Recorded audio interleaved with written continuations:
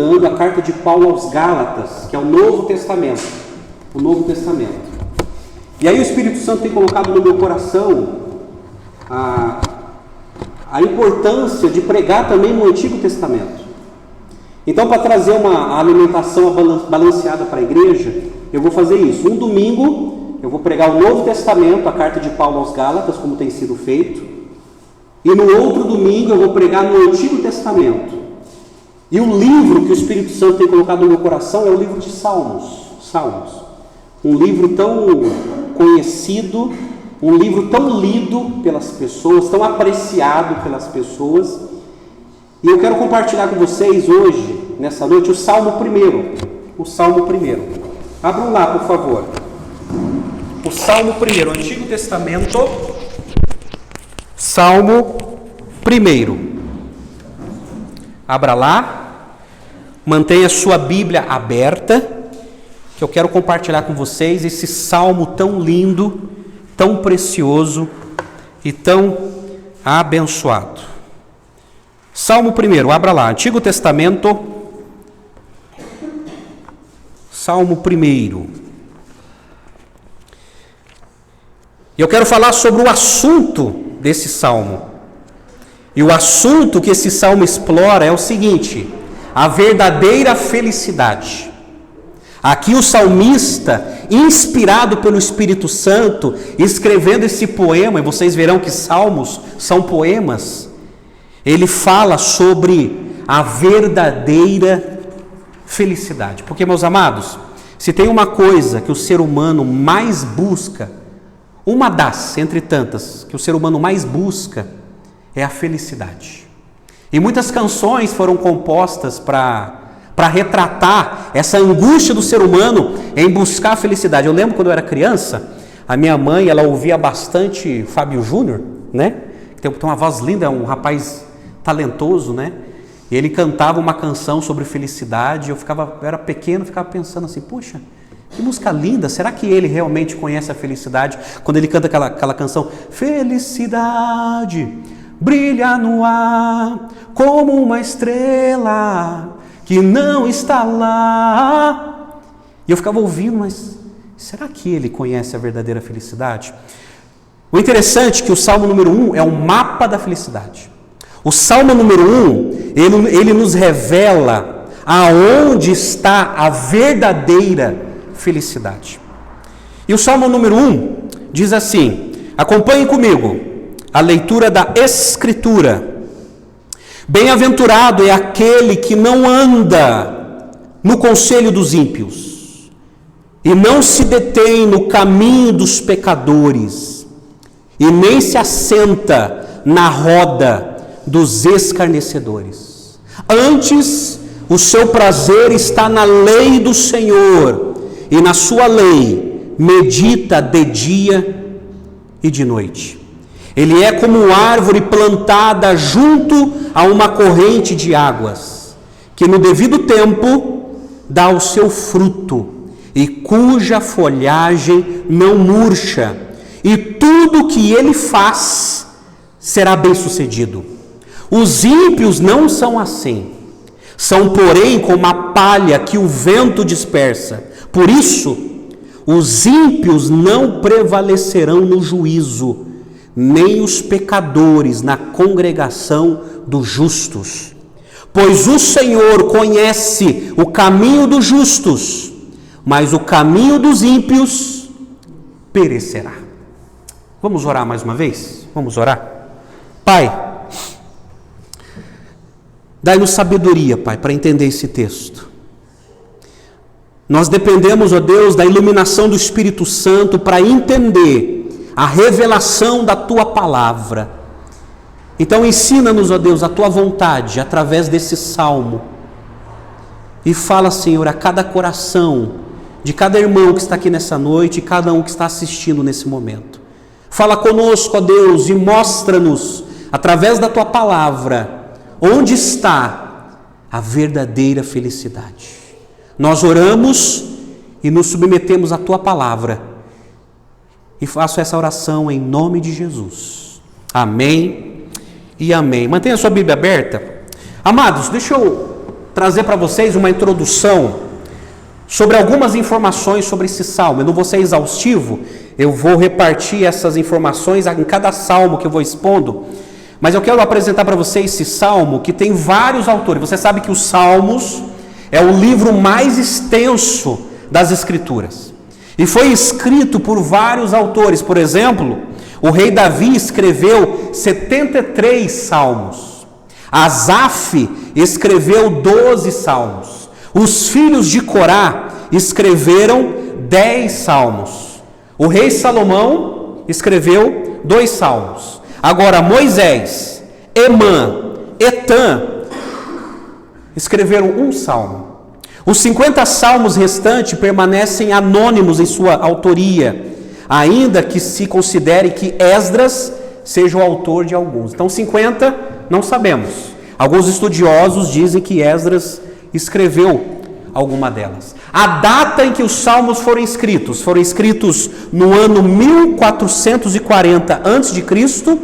até o ano 400 a.C. Então, ela foi escrita dentro de um tempo de 1000 anos que ela foi escrita. Por exemplo, os salmos ele se estende no período de Moisés. Moisés escreveu o Salmo 90, que é o salmo mais antigo das Escrituras, lá mais ou menos lá em 1440, e o último salmo foi escrito no século 6, no cativeiro babilônico, o Salmo 126. Então, pegando o Salmo de Moisés e o último salmo do cativeiro babilônico, do cativeiro pós-cativeiro babilônico, quando o povo de Israel saiu da Babilônia e voltaram para sua terra, existe um tempo de 1000 anos.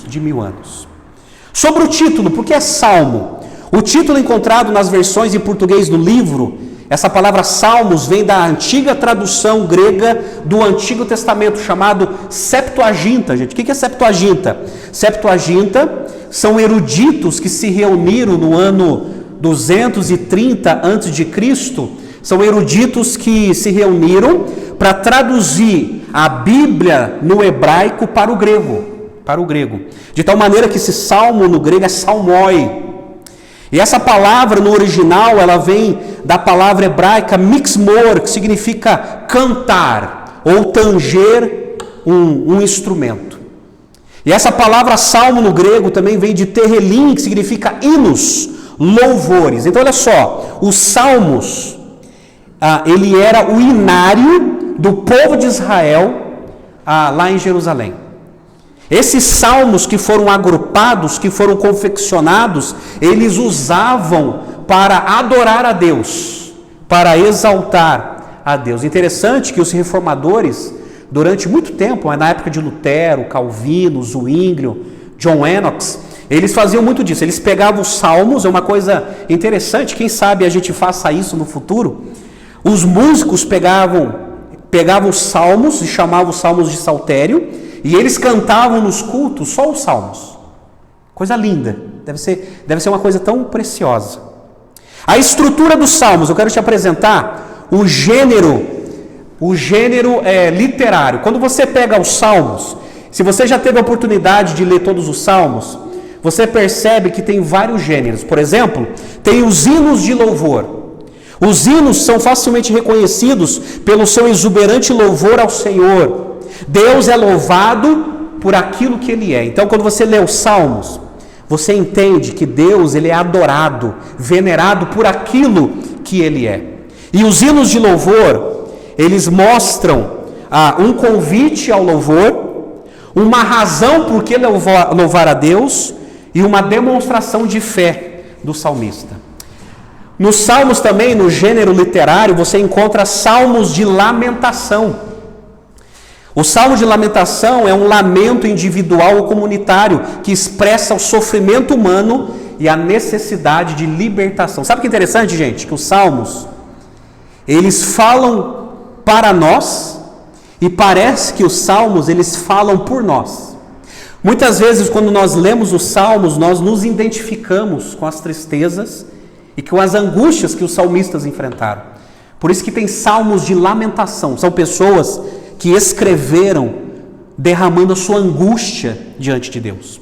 Salmos de ação de graças, que eram hinos que destacavam as bênçãos de Deus e expressando profunda gratidão a Deus. Salmos de peregrinação, esses salmos eram um convite à adoração, e diz os estudiosos que os peregrinos, quando começavam a ir para Jerusalém para adorar a Deus, eles iam cantando esses salmos de peregrinação.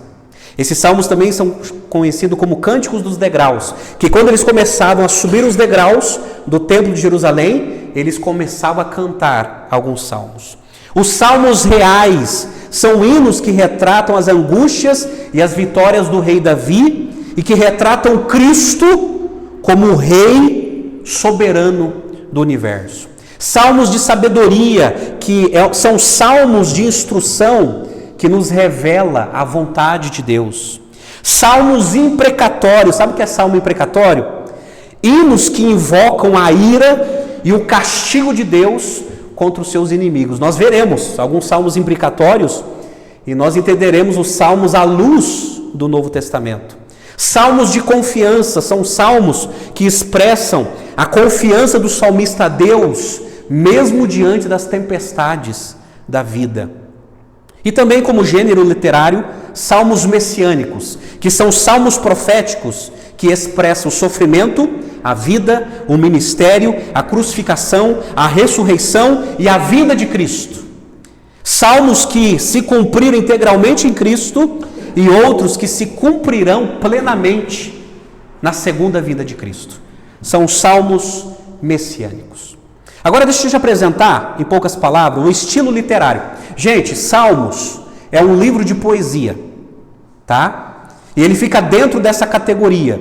Por exemplo, Salmos, Provérbios, Eclesiastes, Cantares de Salomão, são todos livros poéticos. E é interessante que a poesia hebraica é diferente da poesia na língua portuguesa. Muitos poemas na língua portuguesa, elas são ricas de rimas, mas na poesia hebraica não é assim. Na poesia hebraica existem dois componentes, que nós chamamos de paralelismo. O que é paralelismo? É quando o salmista, ele escreve uma frase, e depois ele escreve uma outra frase, muitas vezes reprovando a primeira frase. Ou ele pega uma frase escrevendo algo positivo, e na segunda frase ele escreve algo negativo, e vocês verão isso muito claro no Salmo 1. Então no Salmo 1 você vê muito bem, do verso de 1 a 3, ele fala algo extremamente positivo. No verso de 4 a 6, ele fala algo muito tenebroso, negativo. Isso é chamado de paralelismo. Então a poesia hebraica tem esse componente. E a poesia hebraica também trabalha muito com acróstico. O que é acróstico? Tem muitos salmos, principalmente o Salmo 119, que é o maior salmo da Bíblia, foi escrito de maneira acróstica, que é segundo as letras do alfabeto hebraico. Então, segundo as letras do alfabeto hebraico, o salmista, inspirado por Deus, foi escrevendo cada frase, cada linha, segundo as primeiras letras do alfabeto hebraico. A gente faz isso, eu não sei se você já fez isso na escola, pegando o seu nome, colocando o seu nome de pé e colocando lá R, aí coloca uma qualidade, O, outra qualidade. Isso é chamado de acróstico. Então a poesia hebraica, os salmos, ele foi escrito dentro desse estilo literário. A composição dos salmos, sabe o que é interessante? Os salmos são divididos em 5 livros, a semelhança do Pentateuco, os 5 primeiros livros do Antigo Testamento. Por exemplo, o livro número 1 vai do 1 até o 41, livro número 2, do 42 ao 72, livro número 3, 73 a 89, livro número 4, de 90 a 106, e livro número 5, de 107 a 150. Então, gente, olha só, a gente tem material aqui para 10 anos. 10 anos de pregação, se Jesus não voltar até lá, ou se não me levar até lá. Temos material aqui para 10 anos de exposição bíblica. Agora eu quero chamar a sua atenção para o Salmo 1. Interessante que esse salmo, o Salmo número 1 e o Salmo número 2, é o prefácio, é a introdução de todo o saltério. A maioria dos estudiosos identificaram que tanto o Salmo 1 como o Salmo 2 é o prefácio de todo o livro do Salmo. Sabe por quê? O Salmo número 1 fala da primazia da palavra de Deus. O Salmo número 1 mostra a palavra de Deus como fonte, a fonte para se conhecer a Deus. E o Salmo número 2 fala da supremacia de Cristo, e nós veremos isso em outros domingos. O Salmo número 1 fala da fonte, a palavra de Deus. O Salmo número 2 fala de Cristo como foco. Então, o Salmo, gente, tem como primazia a palavra de Deus, que é a Bíblia, e o Salmo número 2, ela nos leva para um foco, que é Cristo. Os Salmos nos revelam quem é Jesus. Isso que é lindo, gente. Os Salmos mostram para nós quem é o Messias, quem é esse Jesus que veio ao nosso encontro. Pois bem, diante dessa introdução, deixa eu chamar sua atenção para o Salmo 1. O Salmo 1, se você percebeu, ele trabalha com contraste. O rei Davi, quando escreveu esse poema, ele mostra um contraste profundo. Por exemplo, a vida do justo e a vida do ímpio. Ele fala sobre a felicidade do justo e a ruína do ímpio. Ele fala sobre a estabilidade do justo e a instabilidade do ímpio. Ele fala da produtividade do justo e a vida infrutífera do ímpio. Então guarde isso aqui, o Salmo fala de duas pessoas, dois caminhos e dois destinos. Guarde isso. O Salmo nos mostra que existem duas pessoas, dois caminhos e dois destinos. E dentro da poesia hebraica, o rei Davi, ele deixa muito claro quem são essas pessoas, quem são esses caminhos e qual é o destino de muitas pessoas. Pois bem, no Salmo 1, eu quero chamar a sua atenção para o Salmo 1, e eu quero apresentar para você o primeiro tópico, a felicidade do justo. Olha o verso 1 na sua Bíblia, olha o verso 1, que diz assim: bem-aventurado o homem, né, ou o varão, ou o ser humano. Essa palavra, gente, bem-aventurado, ela é uma palavra que ela denota não uma simples felicidade, mas uma grande felicidade. Por exemplo, essa palavra bem-aventurado vem de afortunado, abençoado. A palavra bem-aventurado, gente, é uma palavra que retrata aquela pessoa que foi contemplada com a graça de Deus, que foi alcançada com a graça de Deus. Esse é o bem-aventurado, de tal maneira que muitos estudiosos dizem que essa palavra bem-aventurado nos Salmos é a mesma palavra bem-aventurado que Jesus usou lá em Mateus capítulo 5, quando ele fala das bem-aventuranças. Bem-aventurados mansos, bem-aventurados que choram, bem-aventurados puros de coração, bem-aventurados perseguidos por causa da justiça. Então, o rei Davi, de cara, ele está mostrando aqui, olha, a verdadeira felicidade do justo é aquele que foi contemplado com a graça de Deus, que foi alcançado com o favor de Deus, mesmo não merecendo. E aí ele fala da felicidade do justo. Agora olha só, o que é justo? A gente tem estudado isso aqui no Novo Testamento, carta de Paulo aos Gálatas. O que é justo? É uma pessoa que é boazinha? É uma pessoa que é merecedora? Não. O justo é aquela pessoa que é pecadora, que é um pecador, mas que Deus, pelo seu amor, decidiu declarar aquela pessoa justa, inocentada, absolvida. Sobre qual critério? No critério de que, quando o seu filho veio ao mundo, ele foi crucificado na cruz e ele assumiu todo o castigo da lei que estava contra nós. E o castigo da lei foi penalizado em Jesus. Em troca, Jesus nos concedeu o perdão e a salvação. E aí Deus nos declarou justos. No tribunal de Deus, mesmo sendo pecadores, Deus nos declarou justos, inocentes. A nossa culpa foi removida. Então, o mesmo termo que Davi usa no Antigo Testamento é o mesmo termo que é cristalizado no Novo Testamento. O justo é aquele que, mesmo sem merecer, foi declarado justo. diante dos olhos de Deus. Porque a justiça de Deus foi satisfeita no seu filho, Só que Davi, ele acreditava no Messias que viria. Nós cremos no Messias que já veio. E Davi, como Abraão, a semelhança de Abraão, ele estava olhando para o futuro. Olha, o Messias virá e ele nos declarará justo. No entanto, eu quero apresentar para você o mapa da felicidade, a felicidade do justo. Então entenda isso, a palavra bem-aventurado. Porque, gente, sobre a felicidade, não é pecado buscar a felicidade na vida. Não é um pecado. O pecado é onde você busca essa felicidade. Eu concordo com as palavras do pastor John Piper, que é um pastor batista americano. Ele diz o seguinte, abre aspas, o problema do homem não é a busca da felicidade, mas de se contentar com uma felicidade limitada, terrena, maligna, fora de Deus. Fecha aspas.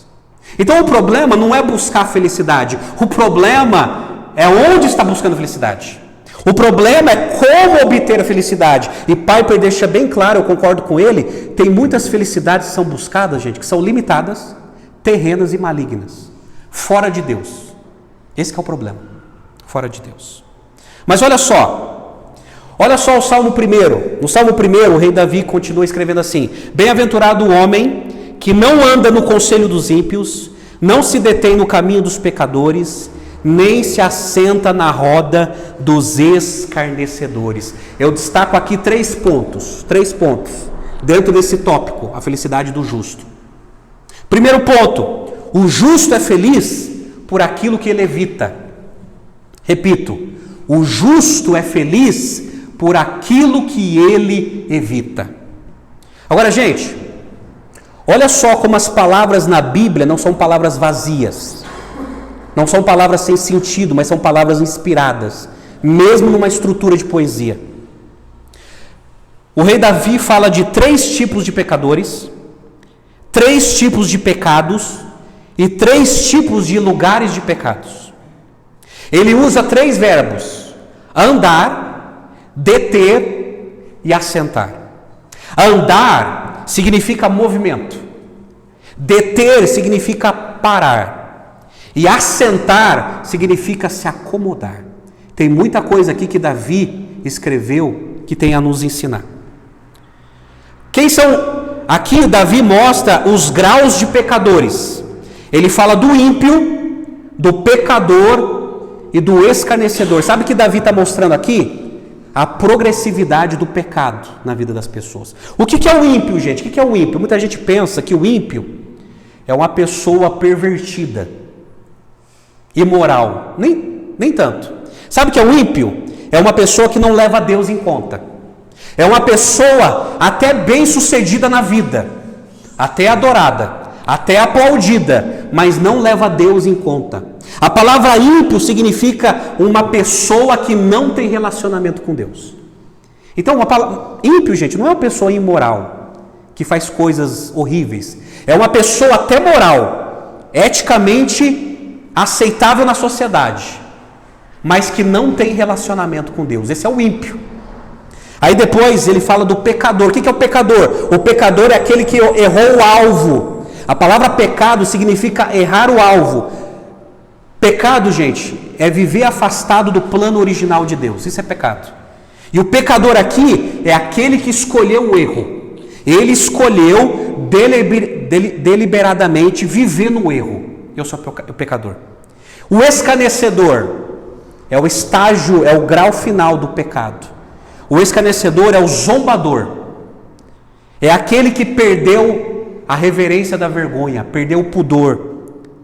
É aquele que se tornou um desprezador.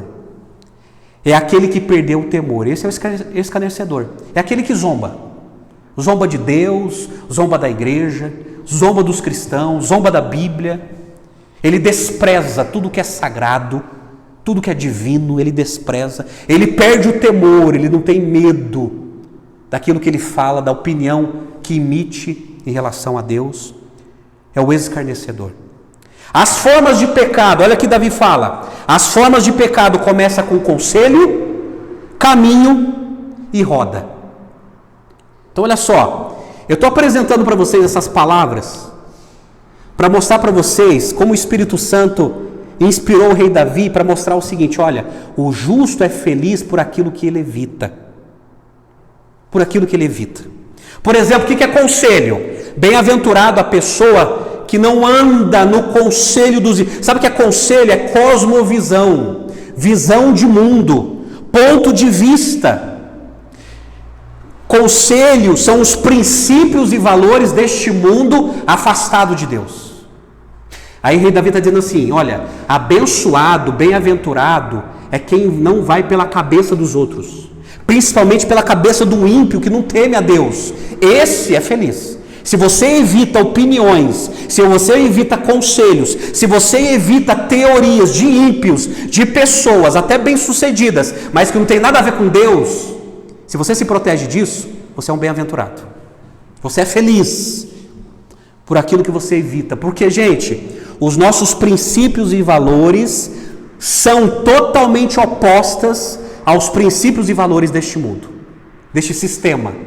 Totalmente. E como é triste, gente, ver tantos cristãos se dobrando diante dos conselhos dos ímpios em tantas áreas da vida. Isso como pastor me deixa tão triste, gente. Porque eu percebo muitas vezes uma falta de conhecimento bíblico sobre como resolver certos problemas no casamento, sobre como resolver certos problemas na criação de filhos, sobre como resolver certos problemas pessoais, que a Bíblia, tem respostas há anos. Mas eu percebo que essas questões nunca foram lidas e nunca foram aplicadas. E aí buscam conselho nos ímpios, e conselhos com vertentes que é claramente oposta aos valores da palavra de Deus. Isso que é terrível. As pessoas trocam a palavra de Deus por qualquer teoria nesse mundo. Conselho de ímpio. E o rei Davi está dizendo: olha, você é feliz por aquilo que você evita se você não ouve o conselho dos ímpios. Caminho, o que é caminho? Bem-aventurado quem não se detém no caminho dos pecadores. Caminho é estilo de vida. De tal maneira que a Bíblia NVI diz assim: bem-aventurado que não imita a conduta dos pecadores. Caminho é a maneira de viver. Agora presta atenção. Conselho é quando a pessoa está sendo seduzido, seduzida. Está ouvindo conselho. Caminho, a pessoa está sendo influenciada ou influenciado. É quando as pessoas, gente, elas começam a imitar a conduta dos pecadores. Isso é tão triste também, gente, é tão triste. Por exemplo, eu vejo jovens querendo imitar a conduta de pecadores, querendo imitar as loucuras que muitos jogadores de futebol fazem. Vivem de modismo. Isso que é o problema. Se deter no caminho dos pecadores é aquele que gosta de viver no modismo, de adotar modas mundanas que Deus reprova. Isso que é o problema. Que Deus reprova. Então a pessoa é influenciada por imagens, por personagens, por performance das pessoas. E as pessoas se sentem influenciadas a imitar ou adotar o estilo de vida daquela pessoa que não tem pacto com Deus, não tem relacionamento com Deus. E Davi está dizendo: olha, você vai ser muito feliz se você evitar isso na sua vida. Muito feliz. Aí vai para a roda. Vocês estão vendo como é progressivo? Conselho, caminho, roda. Andou, se deteu, se assentou. Roda é quando a pessoa foi fisgada. Antes ela foi seduzida, ela foi influenciada, agora ela foi fisgada. Roda é quando a pessoa se torna um deles. A pessoa se torna um deles. Não é mais diferente. Roda é quando a pessoa começa a agregar. Porque antes passava de longe, ouvia. Aí foi sendo seduzido, seduzida. Aí depois foi influenciado, querendo imitar, querendo aquilo também. Aí a pessoa se acomoda, senta na mesma roda. Isso significa se agregar. Roda significa adotar a mesma identidade. A pessoa deixa a sua identidade e adota uma nova identidade. Dos escarnecedores, daqueles que desprezam a Deus. Ô, gente, isso aqui é tão sério. Bem-aventurado, feliz é quem evita. É quem evita isso. E o rei Davi, ele começa com essa negativa. Olha, bem-aventurado é quem não faz isso. É quem não faz isso. Não anda, não se detém, não se assenta. A Bíblia tem muito nãos. Por quê, pastor? Por que a Bíblia tem que jogar balde de água fria nas coisas que eu gosto? É para o seu bem. É para o seu bem, para você não ser destruído. Para você não ter uma vida destruída como de muitos já foram. Então, amados, o justo é feliz por aquilo que ele evita. Aí, gente, certa vez lá em São Paulo, um jovem me questionou dizendo assim: pastor, e Jesus? Já que eu não posso sentar na roda dos escarnecedores, por que Jesus sentou na roda dos escarnecedores então? Aí ele quis me convencer que ele ia na balada para evangelizar. Então ele ia na balada, sabe a balada? E tuts, para ter oportunidade para visitar. Falar, me engana que eu gosto. Conversa para boi dormir, eu não sou boi. A questão, gente, é que quando Jesus ele sentava com pecadores, ele sentava com prostitutas, ele sentava com cobradores de impostos, não era para imitar a conduta, era para evangelizar, era para falar do amor de Deus, era para confrontar o pecado e ao mesmo tempo mostrar a salvação que ele trouxe. Ele não estava ali seduzido e influenciado. Oh, tome cuidado. O justo é feliz por aquilo que ele evita. Guarde isso aqui no seu coração. O justo é feliz por aquilo que ele evita. Cuidado com o conselho dos ímpios. Cuidado com o caminho dos pecadores. Cuidado com a roda dos escarnecedores, que tanto influencia tanta gente. Muita gente perdeu a cabeça na vida por sentar na roda daqueles que desprezam a Deus. Tome cuidado. Segundo ponto, o justo é feliz por aquilo que ele faz. Olha o verso 2 na sua Bíblia, verso 2. Diz assim: antes o seu prazer está na lei do Senhor, e na sua lei medita de dia e de noite. Olha que coisa linda! Antes o seu prazer, a sua satisfação está na lei do Senhor. O justo ama a lei de Deus, e a lei de Deus expressa a sua vontade, portanto, o justo deseja fazer o que Deus requer. E a lei aqui, gente, não é simplesmente um mandamento específico, mas provavelmente era toda a escritura que estava disponível naquela época. É a totalidade da Bíblia. Tá ok? Agora lembre-se aqui, que lei não no sentido da pessoa se salvar, mas lei no sentido de nos educar e nos ensinar uma vida que agrada a Deus. Por isso que ele fala, olha, o justo é feliz por aquilo que ele faz. O justo é feliz quando ele ama a palavra de Deus, quando ele ama a lei de Deus que foi revelada à humanidade. E ele diz assim, que feliz é aquele que medita. Agora deixa eu explicar uma coisa para vocês aqui. Meditar aqui na poesia hebraica, segundo Davi, na linguagem bíblica, meditar aqui, gente, não tem nada a ver com meditação transcendental. Por exemplo, estou meditando na palavra de Deus. Não, isso é coisa do budismo, do hinduísmo. Meditação aqui não tem nada a ver com mantra também. Ficar repetindo, eu vou repetir os salmos para ver se entra na cabeça. Não, isso é coisa de esoterismo, de astrologia. Meditar aqui é quando o justo memoriza, recita. É quando ele lê, ele memoriza e ele recita.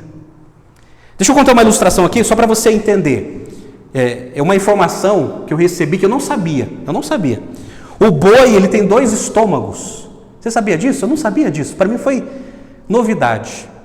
E eu estou desconfiando que tem muita gente que tem 2 estômagos também, hein? Não é só os bois, não. O boi, ele tem 2 estômagos. Ele vai no pasto, ele vai pastando, ele vai comendo.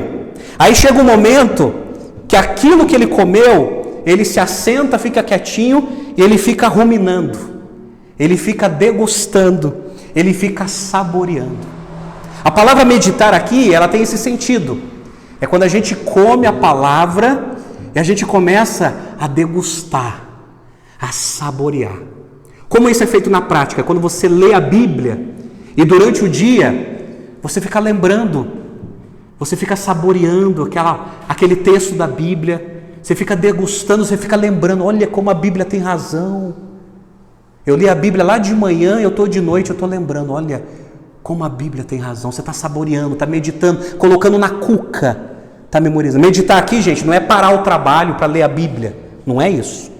Meditar aqui é ficar mentalizando, lembrando, memorizando da palavra, você está saboreando. E aí, Davi está dizendo que o justo é aquele que medita da palavra de Deus. É tão interessante, gente, que tem um pastor canadense chamado Eugene Peterson. Ele buscou essa palavra meditar no hebraico, é a mesma palavra rugir, lá em Isaías 31:4, que diz, é uma profecia que diz que o leão, ele está diante da caça, rugindo, querendo devorar a caça, assim vai ser Deus contra os inimigos de Israel, diz o texto. Essa palavra rugir em Isaías é a mesma palavra meditar nos Salmos. Essa palavra rugir, que tem a ver com a palavra meditar, tem a ver com o leão diante da sua caça. O leão, quando ele está na expectativa de alcançar a caça.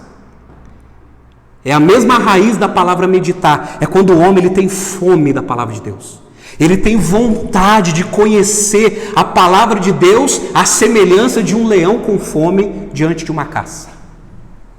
Aí Davi está usando, ele está falando o seguinte: o justo é feliz por aquilo que ele faz, quando ele ama a palavra de Deus, a palavra de Deus. E gente, Davi amava tanto a palavra de Deus, que o maior salmo, o maior texto escrito da palavra de Deus, é da autoria de Davi. Salmo 119, são 176 versos. E sabe qual é o tema do maior texto da Bíblia? A palavra de Deus. Ele usa 8 expressões falando da palavra de Deus, que a palavra de Deus, as escrituras, é mais desejável do que o ouro, é mais desejável do que o mel. E ele diz, ó, como eu amo a tua lei. Gente, feliz é quem ama a palavra de Deus. O justo é feliz por aquilo que faz. Amém? Terceiro ponto. O justo é feliz por quem ele é. Aí olha o verso 3 na sua Bíblia. O verso 3 diz assim: ele é como árvore plantada junto a correntes de águas, que no devido tempo dá o seu fruto, e cuja folhagem não murcha, e tudo quanto ele faz será bem sucedido. Deixa eu destacar alguns pontos, só nesse versículo. Olha só que interessante, o justo é feliz por quem ele é. E Davi está dizendo quem é o justo. O justo, ele foi plantado. O justo, ele não é um nativo, ele não foi brotado, ele foi plantado. Sabe o que Davi aqui está destacando? A iniciativa de Deus. É Deus, na sua graça e iniciativa, ele plantando os justos desse mundo. Ele planta como uma árvore. Não é algo que brotou. Essa palavra plantado no hebraico é transplantado, é como se fosse arrancado de um terreno e plantado num outro terreno, um terreno mais fértil. E aqui Davi está dizendo o seguinte: o justo, ele é plantado por Deus. Por isso que ele diz assim: ele é como uma árvore plantada. Olha que lindo. O justo é uma árvore plantada por Deus. O justo é nutrido. É por isso que ele diz assim: junto a correntes de águas. Sabe o que Davi está trazendo aqui, gente? Uma imagem da natureza. Muitas árvores naquela época, eles eram plantados junto a ribeiros, junto a corrente de água. Aí aquela raiz, ela aprofundava na terra, cortava a terra e ia até no riacho. E ela ficava sugando aquela água do riacho, e ela, por sugar a água do riacho, ela ficava cada vez mais nutrida e viçosa. Aí o rei Davi está dizendo o seguinte: olha, o justo, ele é nutrido, ele é como uma árvore plantada junto a correntes de água, ele está recebendo água, água da vida, e o se o nutre, o fortalece. Ele diz que o justo é frutífero, pois o Salmo diz assim, que no devido tempo dá o seu fruto. Isso aqui é sério. Jesus falou em Mateus 7, se referindo aos falsos profetas, que os falsos profetas são conhecidos pelos frutos. Fruto na Bíblia tem a ver com conteúdo e conduta. O justo é conhecido pelo seu fruto, e ele dá fruto no tempo devido. É por isso que em João capítulo 15, Jesus falou assim: não foste vós que me escolheste, mas eu vos escolhi, para que vão e deem fruto. É por isso que em Mateus capítulo 3, o João Batista ele está pregando na beira do Rio Jordão, e ele diz assim para os fariseus: olha, produzam frutos dignos de arrependimento. Fruto. E rei Davi aqui está dizendo que o justo é frutífero, ele é conhecido pelo seu fruto, por isso que ele é feliz. O justo é perpétuo, por isso que o Salmo diz assim: cuja folhagem não murcha. Perpétuo aqui, não é que ele vai viver a vida inteira nessa terra, perpétuo é que ele está preservado por alguém. As folhas não murcham, e não murcham porque não é artificial não, é natural. Mas são folhas viçosas que não murcham, porque existe algo especial sobre essa pessoa. Esse é o justo, ele é feliz por quem ele é. O justo é próspero, e eu já te explico isso aqui, porque diz assim: e tudo quanto ele faz será bem sucedido. Próspero aqui, gente, não é necessariamente riqueza, como muitas vezes essa palavra é empregada. Próspero aqui não é restritamente falando de dinheiro. Eu sou justo, então eu sou milionário, eu sou rico. Não é isso. Essa é a parte errada que muita igreja está usando. Que o justo cristão é rico. E que esse é o maior sinal de que Deus está com ele. Não é isso. Sabe o que é uma pessoa próspera, gente? Uma pessoa próspera é aquela pessoa tão abençoada por Deus que tudo que ela pega na mão para fazer, acontece. É bem sucedido. Você quer um exemplo na Bíblia? Pegando exemplos da Bíblia, porque a Bíblia ela se explica pela própria Bíblia. José do Egito. Você conhece a história de José do Egito, que foi rejeitado pelos irmãos, jogado num poço, vendido. E aí, o comandante do exército do Egito comprou José, Potifar. E diz a Bíblia que quando Potifar ele foi chamado como escravo para trabalhar na casa de Potifar, tem um texto que Moisés destacou que dizia assim: tudo que passava na mão de José prosperava, porque o Senhor era com ele. Então ele foi um escravo tão excelente, e olha que ele não era nem funcionário, ele era escravo. Ele era um escravo tão excelente na casa de Potifar, que tudo que ele fazia, tudo que ele resolvia, era bem sucedido porque Deus estava com ele. Aí você conhece a história, ele foi assediado pela mulher de Potifar, foi caluniado e foi preso. E diz a Bíblia, Moisés ele coloca essa nota também em Gênesis, que na cadeia ele foi uma pessoa tão excelente que ele começou a cuidar dos outros presos. E diz a Bíblia que tudo que ele fazia na cadeia era bem sucedido porque Deus era com ele. Esse é o justo.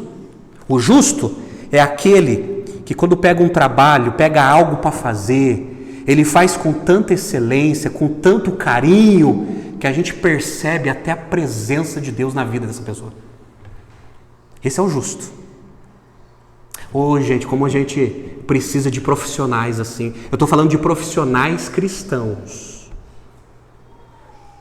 Como a gente necessita no mundo de profissionais cristãos com essa envergadura. Que o rei Davi está dizendo que quando pega, é bem sucedido pela sua seriedade e pela bênção de Deus sobre essa pessoa. Então, gente, sabe que o rei Davi está mostrando? Que Deus está por trás abençoando a obra das suas mãos. Esse é o justo. Essa é a felicidade do justo. O justo é feliz por aquilo que ele evita. O justo é feliz por aquilo que ele faz. O justo é feliz por aquilo que ele é. Verso de 1 a 3. Fez sentido? Está conseguindo entender? Captou? Aí, lembra do paralelismo? O rei Davi, ele muda o disco, vira o disco agora. Os mais antigos vão entender isso. Ele muda a prosa. Aí ele começa a falar, verso 4 a 6, a infelicidade do ímpio. Ele muda de assunto, dentro da estrutura da poesia. Olha só o que ele fala no verso 4. Os ímpios não são assim. Olha só na sua Bíblia. Os ímpios não são assim. São, porém, como a palha que o vento dispersa. Aqui está um contraste, gente, terrível. O rei Davi está dizendo assim, olha, os ímpios, quem não tem comunhão com Deus, quem não tem relacionamento com Deus, não é assim. Existe uma separação, existe uma diferença drástica entre o justo e o ímpio. O contraste aqui que o salmista faz é forte. O ímpio, gente, é como a planta que está morta, que virou palha, que não tem raízes, que não tem grãos, que se tornou inútil aos olhos de Deus. Esse é o ímpio. Já que o ímpio, ele não tem Deus em conta, ele não se importa com Deus, Deus o entrega a uma vida de inutilidade, como diz Romanos capítulo 1. Deus entrega a pessoa. E ele fala, olha, o ímpio é palha. O contraste que o salmista faz, ele faz o contraste da firmeza da árvore e a leveza da palha. O salmista, ele usa a ideia da agricultura. A árvore enverga com o vento, a palha é dispersada pelo vento. Sabe o que o rei Davi está trazendo na memória das pessoas? A árvore plantada junto a correntes de água, quando bate um vento, quando vem a tempestade, ela enverga, mas volta. Porque ela está preservada por Deus, ela foi plantada por Deus. Mas o ímpio que não tem relacionamento com Deus, é levado, é dispersado. Aí a palha, ela era dispersada, ela era recolhida e depois virava combustível para as fogueiras, naquela época. É isso que acontecia. A palha era dispersada pelos ventos, depois ela era recolhida e aquela palha virava combustível junto com as lenhas para a fogueira. Tem muita coisa aqui que o rei Davi quer dizer. É por isso que no verso 5 ele diz assim, por isso, por causa do ímpio ser palha, ele não é árvore, por isso os perversos não prevalecerão no juízo, nem os pecadores na congregação dos justos. Sabe o que o rei Davi está mostrando aqui, gente? Que um dia, e Jesus, ele ratificou isso no Novo Testamento, que um dia vai ter prestação de contas. Um dia todos nós estaremos diante do santo trono de Deus. E a nossa vida vai ser aberta diante de Deus e diante de todos. A prestação de contas, o juízo de Deus, o tribunal de Deus, o acerto de contas. E esse tribunal de Deus, ele é revelado no livro do Apocalipse, nas Escrituras. Mas o rei Davi diz assim, os perversos não prevalecerão. Perverso aqui, gente, não é também no sentido de uma pessoa imoral. Perverso aqui são as pessoas que perverteram, que renunciaram os mandamentos de Deus, os princípios de Deus. E aí diz aqui que os perversos não prevalecerão. O que significa? Não vai ter defesa, não vai ter manobra jurídica, não vai ter jeitinho brasileiro para se safar do juízo que vai acontecer. No juízo de Deus, juízes não são enganados. Aí, gente, o rei Davi, ele está mostrando uma imagem triste e desesperadora que vai acontecer com muitos ímpios. Eles não vão prevalecer. no dia do juízo, e diz que nem os pecadores na congregação do justo, isto é, serão banidos da congregação do justo. Sabe o que o rei Davi está dizendo? Que debaixo do sol existem várias pessoas. Debaixo do sol, Jesus falou que existe os justos e os injustos, ovelhas e bodes, trigo e joio.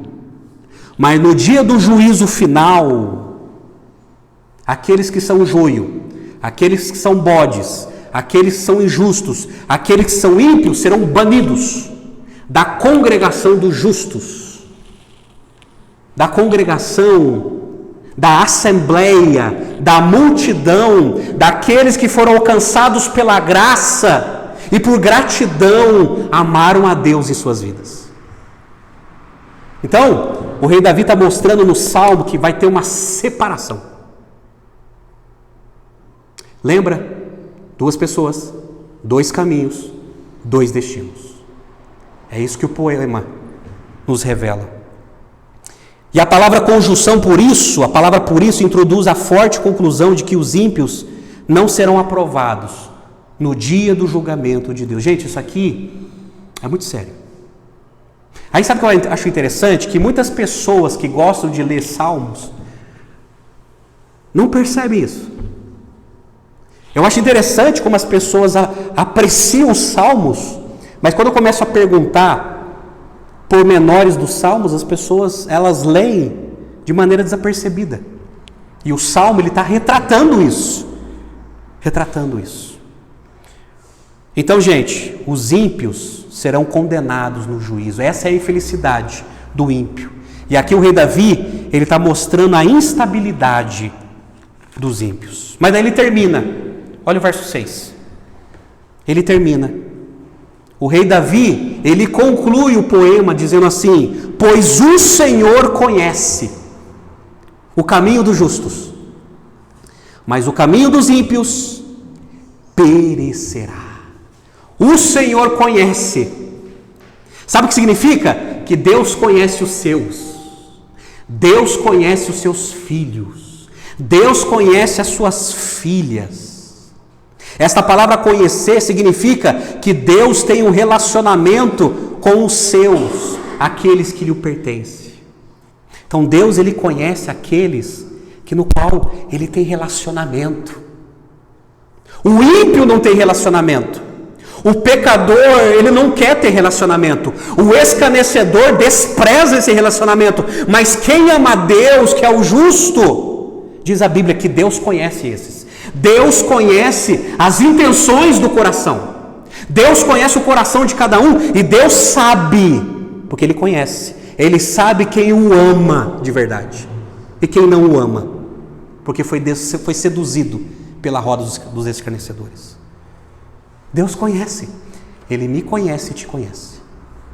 Deus nos conhece. É tão interessante, gente, essa palavra conhecer é a mesma palavra que Paulo usa lá no Novo Testamento, a palavra conhecer em Romanos capítulo 8, verso 29, quando Paulo escreveu assim: pois aqueles que Deus de antemão conheceu, Deus conhece, Ele também predestinou para seres conformes à imagem do seu Filho, a fim de que Ele seja o primogênito entre muitos irmãos. E aos que predestinou, a esses também chamou. E aos que chamou, a esses também justificou. E aos que justificou, a esses também glorificou.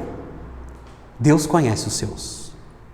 Ele conhece. Agora, gente, lembra do paralelismo? O paralelismo hebraico é o seguinte: pois o Senhor conhece o caminho dos justos. Aí vem a negativa do paralelismo. Mas o caminho dos ímpios perecerá. Significa, a palavra perecer significa que haverá punição, condenação, separação de Deus para sempre, em sofrimento e angústia. Isso que é a palavra perecer na Bíblia. Essa é a mesma palavra usada por Jesus em João 3,16. Lembra? João 3,16? Porque Deus amou o mundo de tal maneira que deu seu Filho unigênito, para que todo aquele que nele crê não pereça, condenação, não seja condenado, não seja julgado, mas tenha vida eterna. Vida eterna, vida com Deus para sempre e para sempre. Sentir a presença de Deus para sempre, viver com Deus para sempre. É isso que Jesus ensinou no Novo Testamento. Mas o caminho dos ímpios perecerá. Vocês entenderam o Salmo 1? Como é sério? Aqui, gente, é o caminho dos justos, o caminho dos ímpios. A felicidade dos justos e a infelicidade dos ímpios. Gente, os ímpios, eles estão felizes agora. Tem muito ímpio aí, gente, feliz da vida. Feliz da vida, ganhou uma bolada. Está satisfeito, está profissionalmente satisfeito, mesmo arrebentando o casamento. Vai estar satisfeito, porque ganhou o mundo. Mas essa felicidade, diz a Bíblia, tem prazo de validade. Porque no dia do juízo de Deus, os justos vão receber a verdadeira felicidade. Os ímpios serão surpreendidos com uma infelicidade que muitos deles nem tiveram, mas vão ter. Porque o caminho dos ímpios perecerá. Eu concluo minha palavra voltando a falar daquilo que eu falei no começo. O Salmo 1 fala de 2 pessoas, 2 caminhos e 2 destinos. Aí eu termino com algumas perguntas para você pensar, refletir e que o Espírito Santo te ajude nisso. Você é justo ou ímpio? Você é justa ou ímpia? Eu já defini para você o que é justo, biblicamente, e o que é um ímpio. Segunda pergunta: você tem prazer na palavra de Deus ou nas influências dos ímpios nesse mundo? Onde está o seu prazer? Aonde está a sua satisfação? Aonde está o seu tesouro? Na palavra de Deus ou nas influências anticristãs desse mundo? Terceira pergunta: você é árvore plantada por Deus ou palha que o vento está levando? Deixa a vida me levar, a vida leva eu, cuidado. O caminho dos ímpios vai perecer. Quem é você diante de Deus? Quem é você diante desse salmo? Quem é você? Através da sua resposta, você já sabe qual é o seu destino. Através da sua resposta que você está elaborando na sua cabeça aí, você já sabe o seu destino. Porque o Salmo fala de 2 pessoas, de 2 caminhos e de 2 destinos. Não tem escapatória. Não tem escapatória. Como se livrar do caminho dos ímpios? Arrependa-se dos seus pecados. Arrependa dos seus pecados e abandone as influências dos ímpios. Abandone o conselho dos ímpios. Abandone o caminho dos pecadores. Abandone a roda dos escarnecedores. Abandone o estilo de vida de pessoas que não querem Deus. Abandone tudo isso. Arrependa-se. Arrependimento é um novo pensamento, é um novo sentimento, é um novo comportamento. Arrependa-se.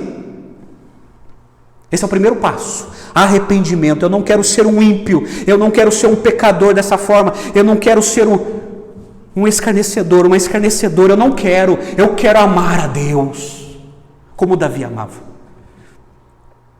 Segundo, coloque a sua fé em Jesus, confie no Supremo Justo, o nosso Senhor Jesus Cristo, e tenha prazer nele,